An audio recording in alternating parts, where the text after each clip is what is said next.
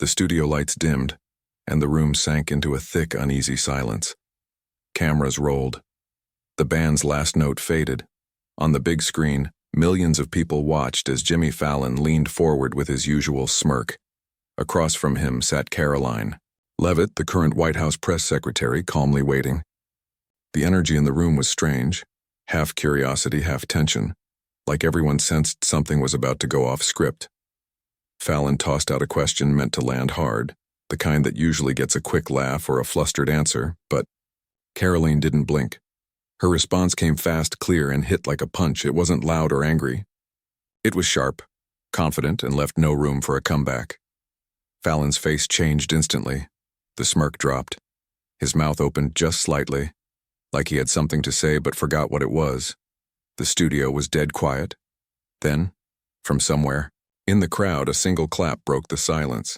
It was followed by another, and then the entire audience exploded into cheers, not for Fallon, but for her. It was the kind of applause you don't hear on late-night shows, not polite, not forced. Real? This wasn't just a good answer. It was a turning point. For a moment, everything flipped. The usual rhythm of the show was gone. Fallon was caught off guard, and Karoline had full control of the room. What happened next would be watched, shared, and argued about for days. This wasn't just another interview. It was something that might change how the media talks to the people who lead this country. Before we dig into what she said, and why it shut down the entire room, go ahead and hit that like button and subscribe. We've got more moments coming that you won't find on the evening news. Karoline Leavitt isn't just another press secretary. She's not reading off a script or dodging hard questions. She's standing at the White House podium in Donald Trump's second term, facing a room full of reporters who don't go easy on her, and she handles it like she was born for it. But she didn't just appear in that role overnight. Her rise was fast, and it caught a lot of people off guard.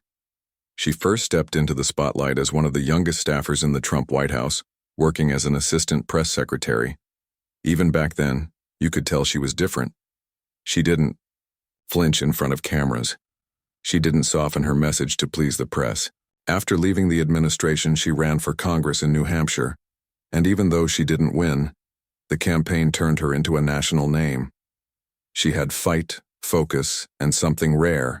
She didn't sound like a politician trying to play it safe. She sounded like someone who believed every word she said. Now, standing at the front of the briefing room, Karoline's role isn't just to speak for the president. It's to defend every policy, every decision, every headline, sometimes in the middle of a storm, and she doesn't back down. Her press briefings are sharp. She challenges reporters. She answers fast, but always with control. She's become known for flipping the script, turning loaded questions into moments that work in her favor. Reporters who think they've cornered her usually walk away realizing they didn't. She's young, yes, conservative, sure, but more than anything, she's strategic. She knows the game, and she doesn't waste time pretending it's friendly. Karoline doesn't do softball. She plays to win. And that's exactly why her appearance on Fallon's show wasn't some random booking. It was a move, a test, a message, and she came ready. Karoline Leavitt didn't show up on Jimmy Fallon's stage by accident. It wasn't some harmless late-night guest spot meant for small talk and easy laughs. This was a move, a risk, and both sides knew it. Fallon's team had been feeling the pressure for months. Ratings were slipping, especially among younger and independent viewers. The usual formula, celebrity interviews, light jokes, safe topics, wasn't cutting it anymore. Viewers wanted edge. They wanted real. So the producers decided to shake things up. If late night wanted to stay in the game, they had to start bringing in people who could actually challenge the room. That meant voices from the other side of the political line. It meant controversy. It meant Karoline. For Fallon's team, she was a bold pick. A young conservative press secretary in Trump's second term. She was everything the audience wasn't used to seeing in that seat. But that was exactly the point. They hoped for sparks, maybe even a little chaos. Late-night lives off viral. Moments, and putting Karoline on that stage had the potential to blow up, one way or another. Karoline's team saw it too. They knew it wasn't just an interview, it was a setup, a test. Fallon had a pattern. Treat left-leaning guests like friends toss softballs, laugh along, but when a Republican sits down, the tone shifts. The questions get snarky. The clips are ready to be played out of context. Her team knew the risks, but they also knew something else. Karoline could handle it. She had faced harder rooms. She had stood behind the White House podium while a dozen cameras rolled and half the press pool tried to tear her apart. Fallon's couch wasn't going to shake her. This wasn't a booking. It was a battlefield. And she walked onto that stage, not just to survive it, but to flip the script entirely.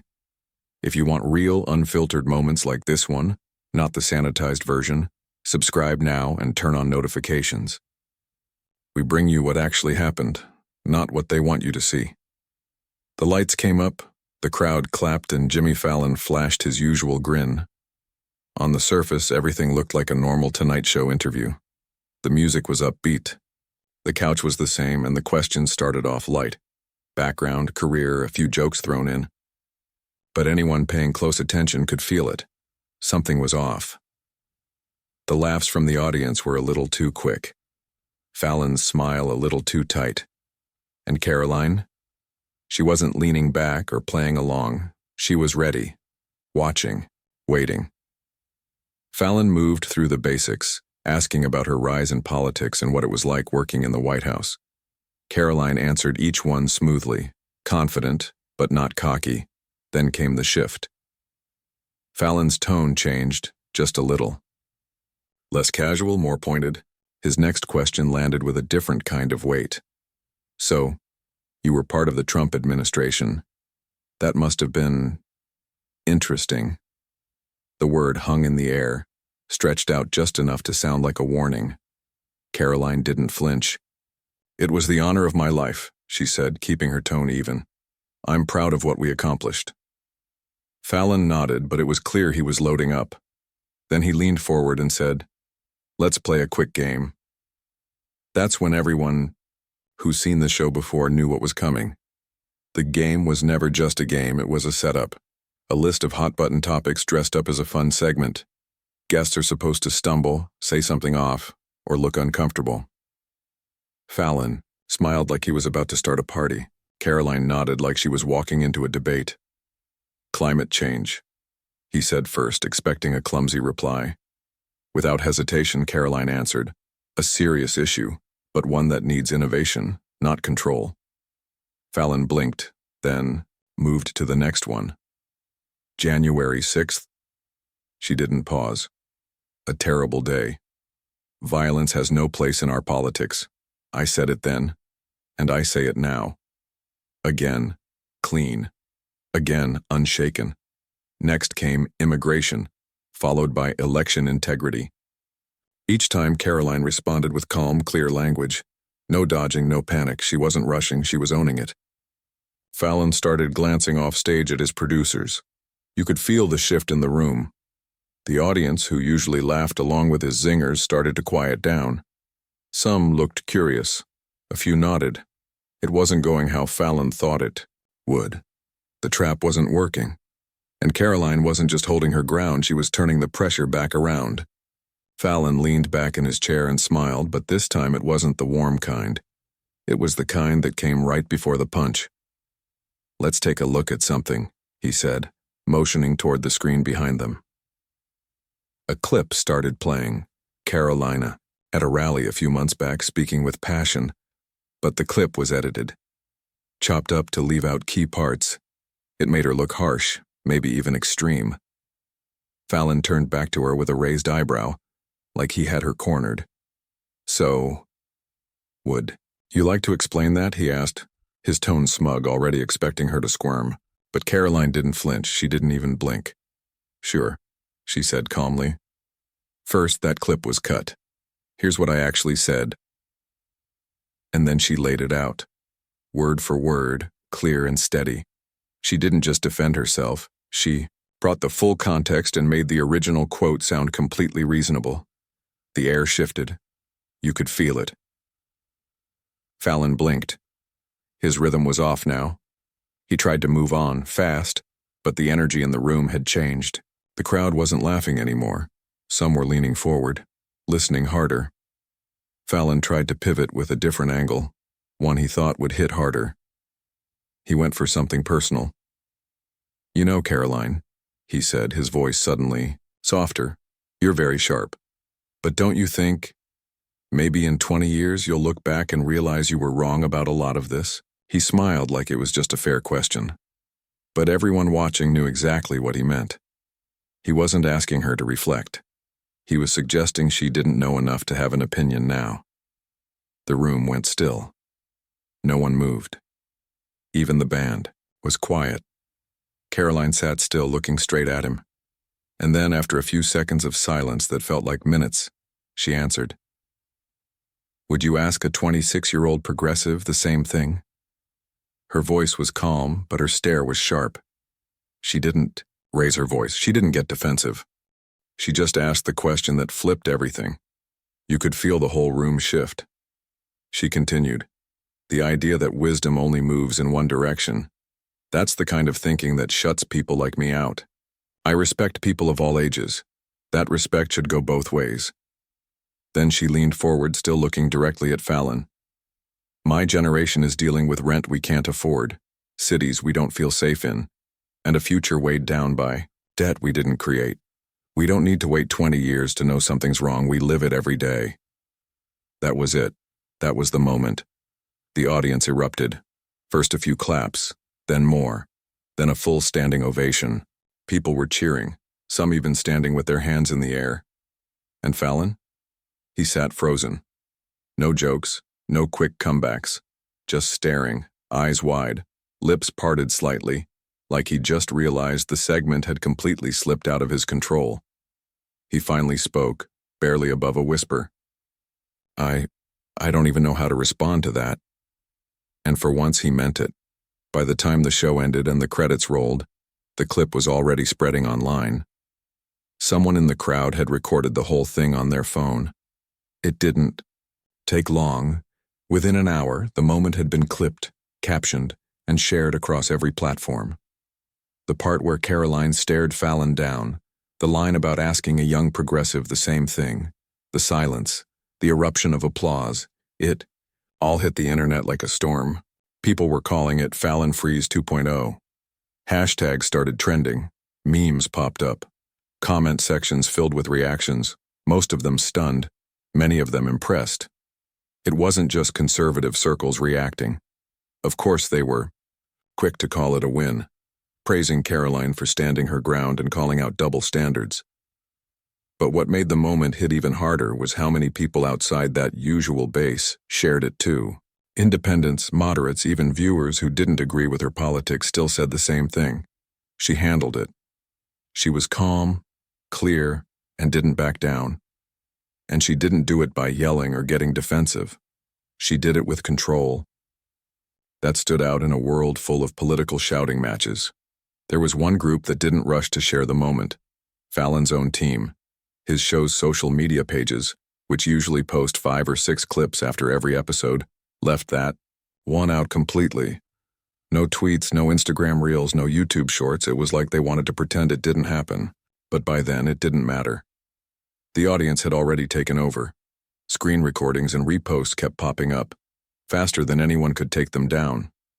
People were even stitching the clip into their own videos, adding reactions, analysis, or just sitting in silence replaying her words. Some viewers said it reminded them of older times when real conversations happened on shows like this. Others admitted they hadn't expected someone from the Trump administration to come off that thoughtful or that sharp. It was a moment that pushed past political lines, even if only for a few seconds. And it didn't come from yelling, blaming, or finger-pointing. It came from someone being fully prepared for a fight, staying calm, and refusing to be boxed in. That's why it landed. That's why people couldn't stop watching. The moment isn't just a viral video anymore. It's become a full-blown media event. Major news outlets like CNN and Fox can't avoid talking about it. CNN argues about what it means with everyone offering their take, while Fox praises the boldness of the move. It's a moment that spreads across every platform, shaping the conversation in real time. Media experts are calling it a masterclass in message control. What happened wasn't just a moment of drama, it was a carefully crafted message that commanded attention.